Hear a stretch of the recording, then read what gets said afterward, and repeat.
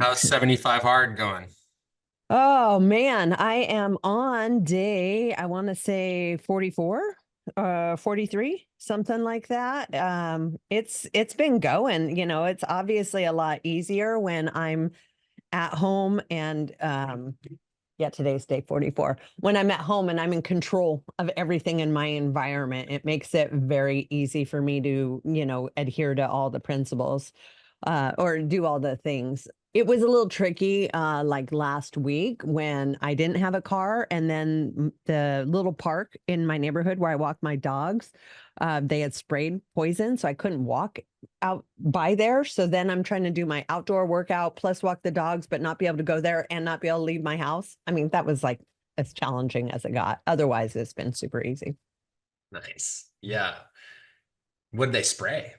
Poison? Dude, I What? don't even know. But last week, there's this dead zone that exists around my house. So I have to get to like the park and then call people because it's super frustrating. So I Mhm. got right up to the border last week. I forgot they sprayed. And then this neighbor comes screaming, like, hey, don't bring your dogs out there. Remember they sprayed? And I'm like, oh no, I totally forgot. So turned around and came back. But that little bit, all of a sudden my nose was stuffed up. I was sneezing. I had congestion all night long. Just Oh that no. tiny bit of exposure, which wasn't even exposure. Like my dogs didn't get in it. I didn't get sprayed, nothing like that. But that tiny bit of just getting close to it, like messed up my whole system, at least for the Poison. day. I mean, I combated it pretty easy, but yeah, so I don't know what they're putting in there, Tom, but they're poisoning us. And now they're doing it for a third time next week. So I woke up this morning Crazy. and realized I need to get it because it's a homeowner thing. I'm going to get on that board of directors, which they always want people. So it's not like going to be hard, but it's going to take a commitment on my part because Yeah. I need to know what's going on in my neighborhood and I need to have a voice about it because I'm not okay with the fact that we've sprayed poison on this grass. That's a communal grass where kids and animals play 3 times in 1 month, like that, to get rid of these little white flowers that are clovers that apparently annoy people. It's like, really? Like, that's worth poisoning us over? So, anyway, I didn't realize I was that heated over this, but I'm kind of heated over it. Yeah. If that's what they're doing it for, yeah, to get rid of some little white flowers, that seems like very irresponsible to Yeah. like put everyone at risk. Yeah. Well, and not even just one time, like 3 times in a month. Yeah. Yeah. And I'm Oh, paying for that? Like, what the heck? And to see my body react to that poison the way it yeah. did Right. instantly, that's not good. Yeah. No, that's not good. It's not good. You know how I feel about stuff like that. Oh, I Uh, know. I thought of you, believe me. I'm like, well, it's not environmental happening from overhead, poisons. but it's in the grass. I mean, like the cloud seeding. Yeah. Yeah. That was a big topic when we were together last week at Aftershock and lifting. We talked a Yeah. lot about the cloud seeding. Yeah, and it was really like you could really tell in Yeah. Sacramento. Like, like they were doing a lot of it, it seemed like over there.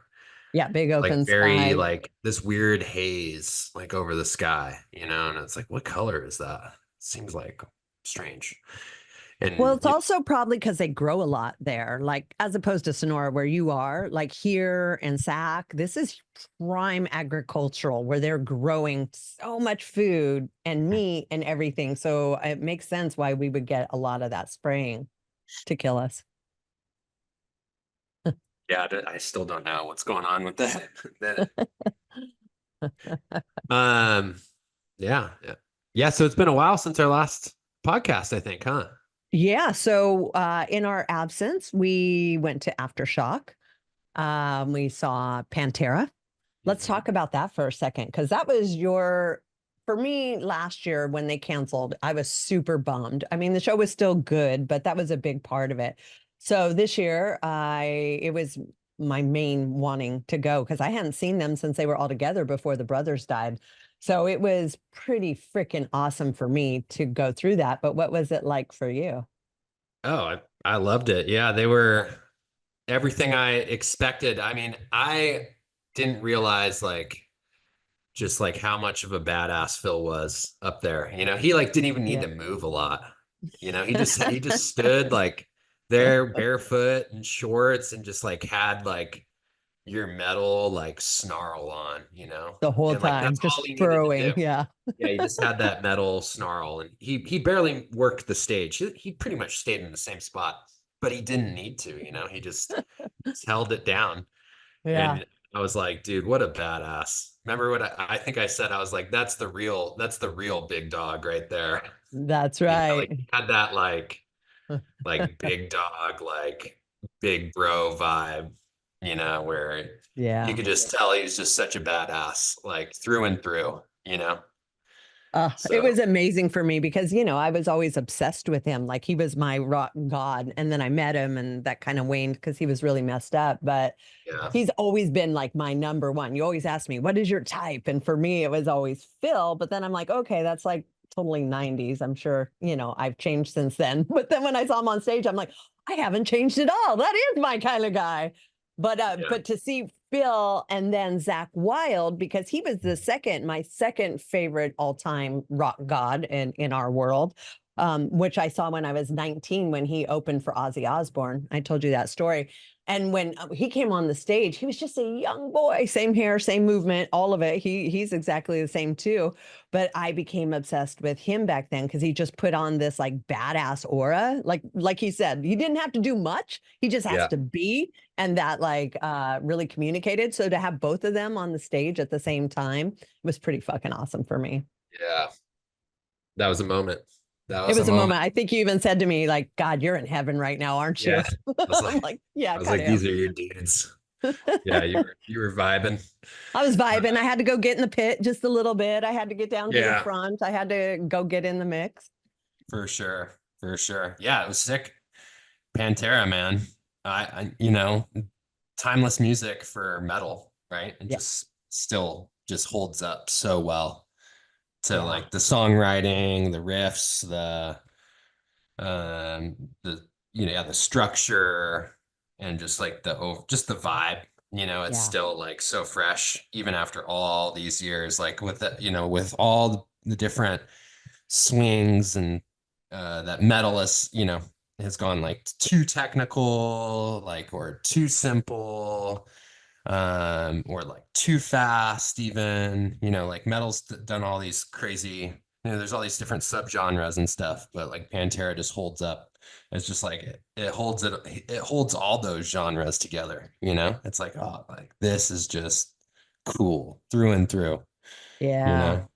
know? And it was so good too because they honored the brothers so Yeah. well, because I know there was like a lot of back off from the families of the brothers and different people through the time Right. because you're trying to replicate something that was so original. It's like Yeah. how do you do that without like sort of defaming it in a way? But I felt like they did a phenomenal job of showing their respect, their love, their honor. There was a lot of videos with the brothers in it that was pretty Hmm. touching. And like I think we saw Zach Wild like switch guitars like every song, and they were all different guitars that Dimebag would have, and Yeah. they just really did the whole thing justice. They didn't come up with any new songs. They don't care. It's like we're just playing the Mhm. classics, and here they are, just as they were intended.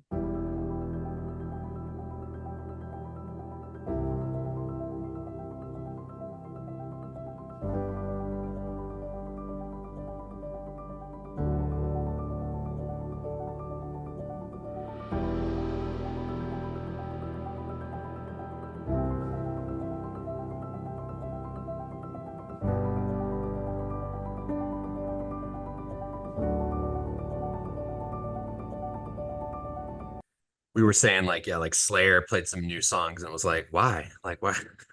Like, I mean, they're not bad songs, but like, you know, when you think of Slayer, you don't think of the new stuff. You think of the old ones.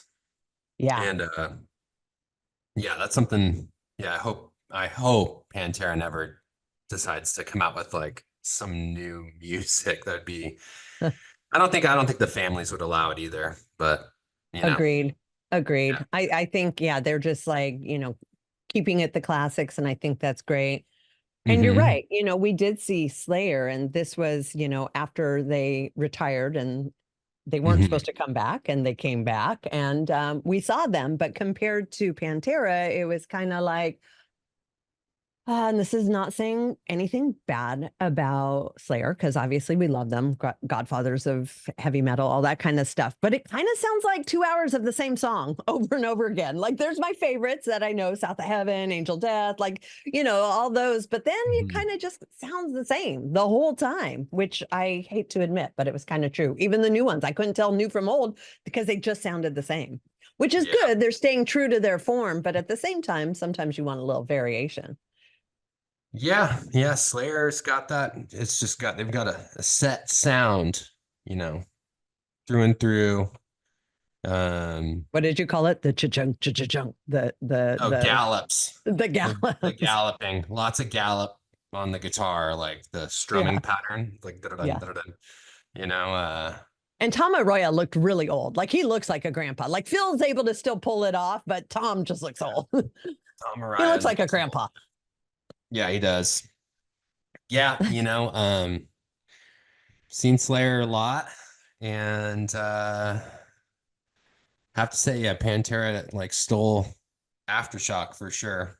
Those songs are just they just I'm nothing against those Slayer songs, but like for where modern metal is today, like that Pantera sound holds up a little better to like everything we've been exposed to in like the 2000s and with like gent as like a genre like Periphery and some of like the more technical like Meshuggah style music like Pantera like it's a little more similar to that kind of genre of metal.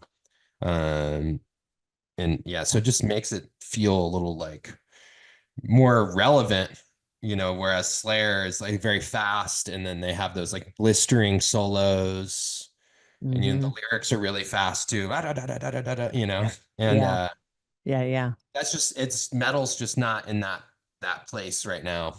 yeah. So Well, thank it God there was makes a it lot of feel fire. like Slayer it had a doesn't. lot of fire.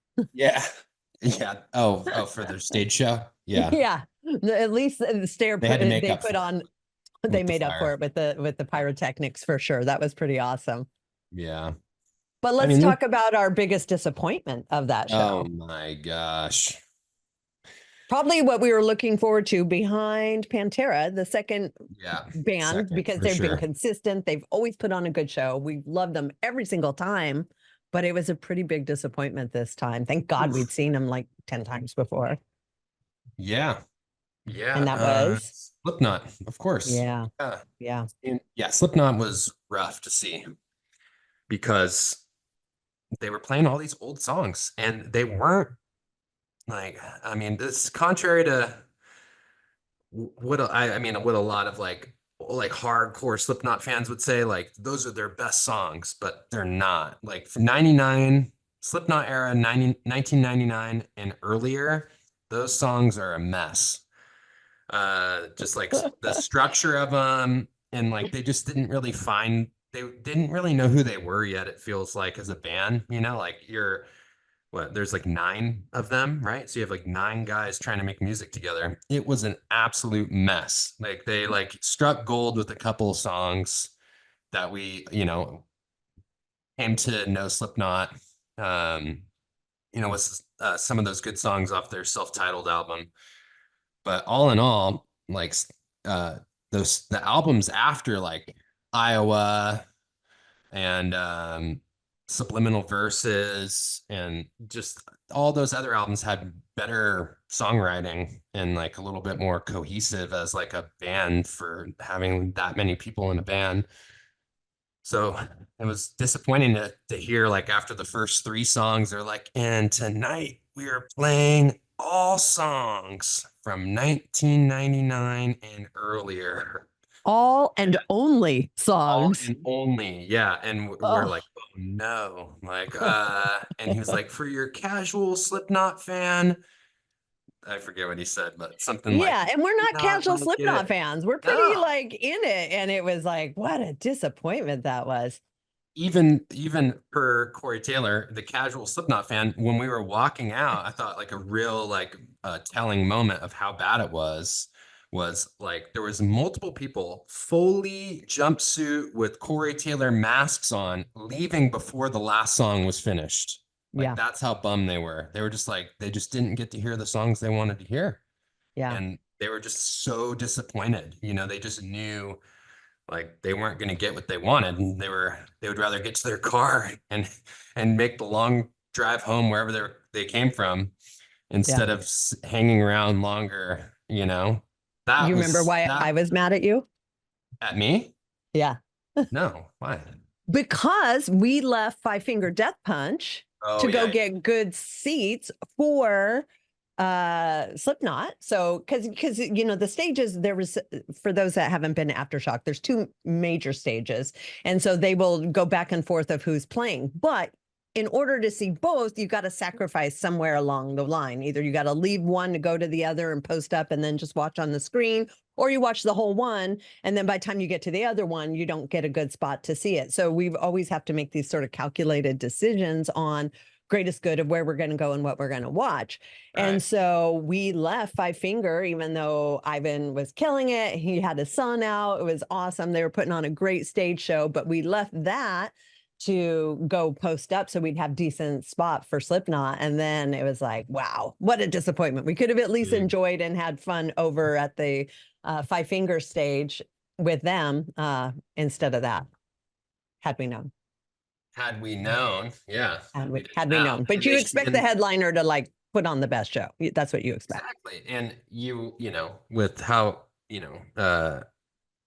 usually when a band does something like that, they like give the audience a heads up, like, tonight is the 25th anniversary of our first record, so we'll be playing all old songs, and then you kind of, you get your audience, right? Because then people are like, oh my gosh, like the crazy fans that love that stuff, they come out to see it, whereas a lot of us were expecting, like psychosocial, like why wouldn't we expect Yeah.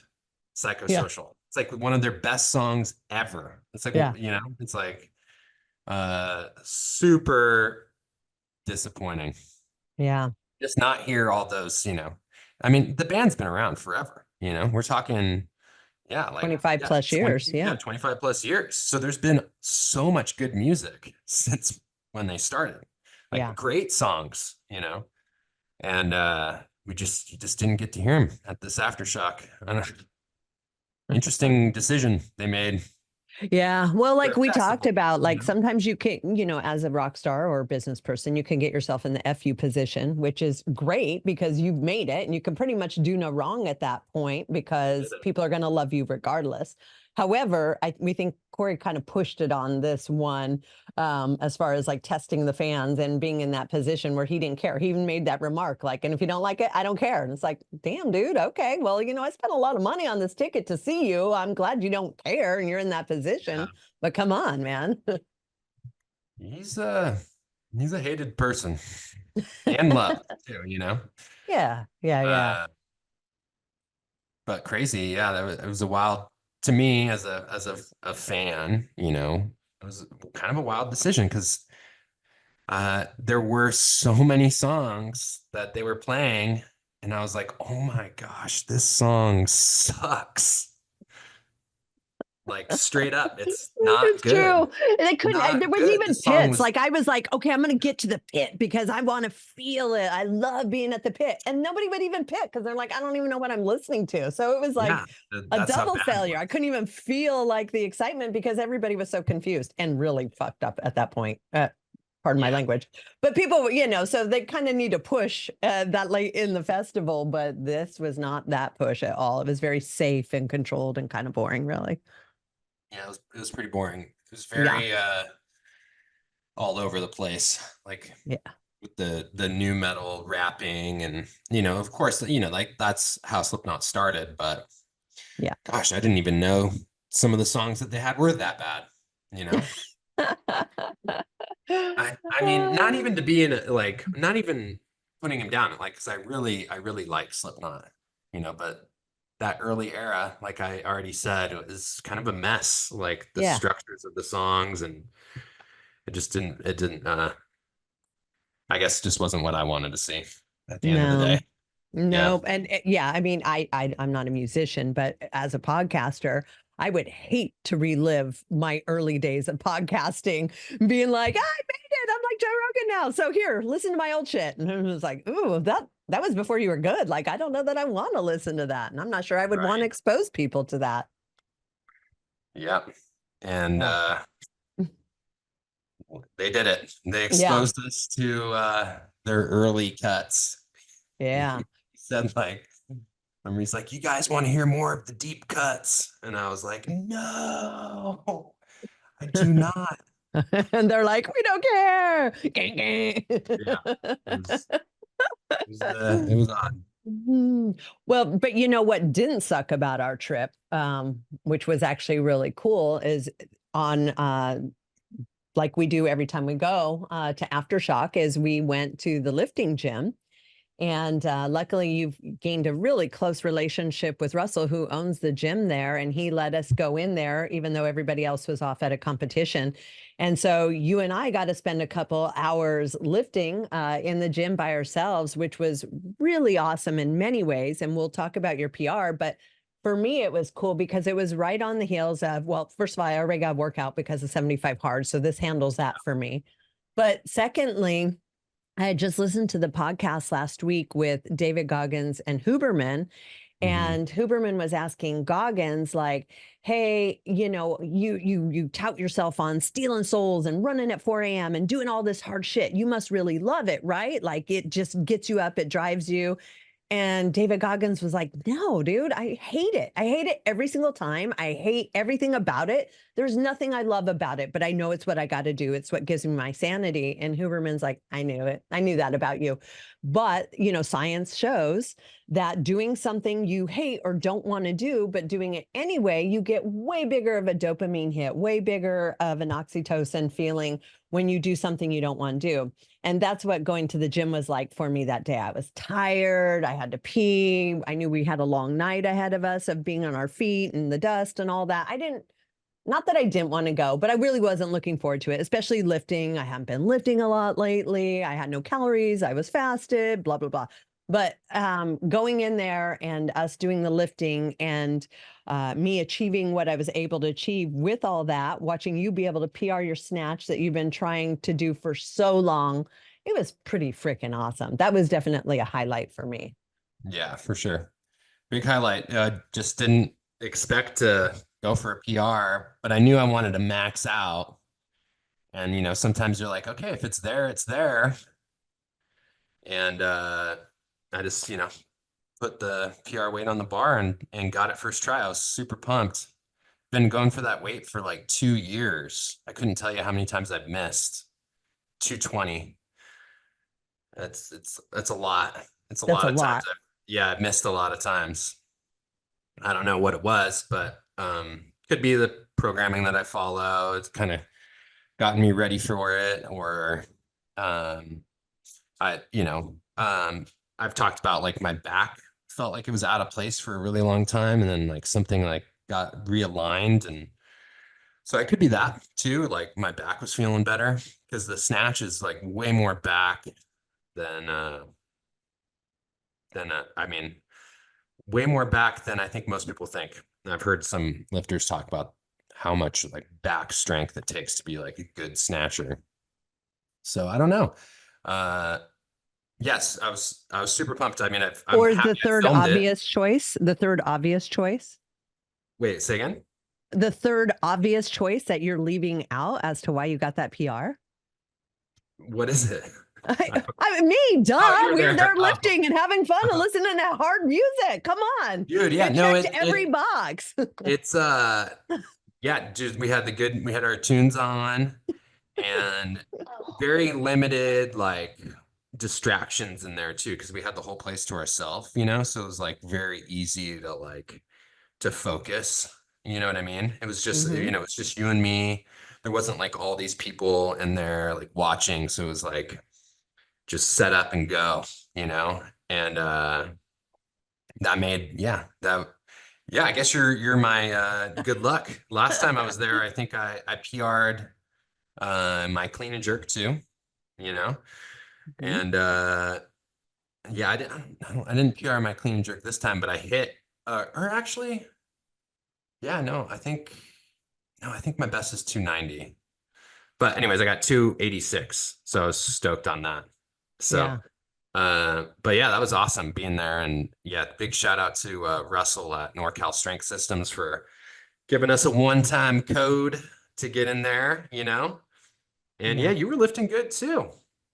Yeah, I was pretty stoked. I mean, I didn't PR or anything, but we had just finished like a clean progression at work, and I'd only gotten up to like 125 pounds. I think my previous PR was like 135 or something like that.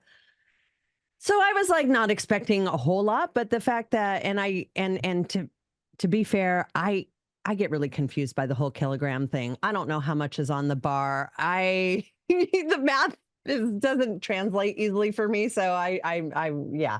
So, but I was stoked to get a clean and jerk. So I was not only cleaned it but jerked it like 120, which was just five short of my quote unquote PR from the week prior. So I did feel pretty good like from that. I did feel like I had more in the tank. If we had continued longer, I probably could have done it. But at that point, we were already like what 2 hours plus in, and we still had the whole festival day. So I was like, okay, I'm going to take this win and stop here.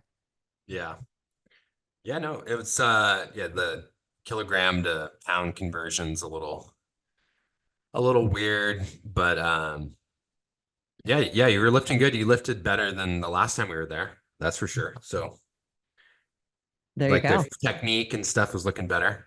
Well, that's because there was nobody around. Like I Ugh, do not like that whole lifting gym style where everybody sits and watches just one person lift. Like I hate that. Like I'd rather be in the corner by myself doing my own thing. I do not like the whole watch each other kind of thing. That's new and different for me. Not a yeah. fan. Yeah, it's definitely different than CrossFit. You know, everyone's lifting at once. Yes. The, Yeah. the I think the philosophy is like, yeah, you don't, you know, it's so heavy, you don't want like two bars moving at the same time. And, you know, something out of your peripheral could cause you to mess up or make a mistake, you know. And but it's like different etiquette for different places. Yeah, reminds Um, me of bowling. Like you don't bowl your ball down the lane next to the guy that's getting ready to bowl. There's just etiquette about it, which I understand. I just don't like it. yeah. So I guess it takes a little getting used to. But Yeah. but yeah, no, it was awesome being there. I love lifting on those platforms and you know, with like you know, like good like weightlifting barbells, not like CrossFit barbells. You know, there's like more width to them. So it just like yeah, there's something about the feel of like a good like weightlifting barbell, you know. Yeah. And yeah, with lifting on like with your feet on the wood too, it's just like so cool. You Yeah. know, you kind of go like, oh, this is how it should be, you know. But Yeah. as like a CrossFitter, you're used to like lifting with your feet on rubber and you Hmm. just kind of, you know, that's just the norm. But when you get your feet on some wood, you feel like there's just like a slight little bit more drive you get, I think. And uh, it's just different experience, you know. Yeah. Yeah. Yeah, it's just yeah, lifting there is sick. I love hitting that spot. We'll be there every year that we go, you know. Absolutely. And we got some good video. I'm not used to lifting on video, but you made it super quick and easy. We even did a tandem lift, clean and jerk, which I thought was pretty awesome. Yeah. Um, you know, obviously your technique's a lot better than mine, but I'm just stoked I was able to get it up. I really struggle. Okay, here's the other thing. This is all ego. I really struggle with those kilograms because there's like this teeny weight on the bar. And in CrossFit, that's a 10-pound weight. So it looks a lot heavier. This is the same weight, but it's like that big. So I like, it looks like I have all these little baby weights on my bar, even though it's like totaling the same, but it just looks it's just my ego, man. I really struggle with those kilogram plates because it doesn't look as badass as like a CrossFit one where I could like stack a bunch. Yeah. It's yeah, they're more well, they're competition plates too. So there's like everything's more condensed. You know Yeah. what I mean? So like yeah, you're the yellow 15 kilogram plates are really 35. They're equivalent to like 35 pound like rubber plates, and there's clearly a big difference in the way they look in like size, you know. It's true. It's And hard. then It's hard for yeah, my the ego. change plates are completely, there's way more options for kilogram, right? Like in CrossFit, what do we have? We got 2.5s, fives, and then tens. You know, that's pretty much it, right? Yep. And with kilograms, it's like you have like 1 kilogram, which is like 2.225 pounds, you know. So like, Yeah. yeah, there's just more options. And yeah, it just makes it have a different look, huh?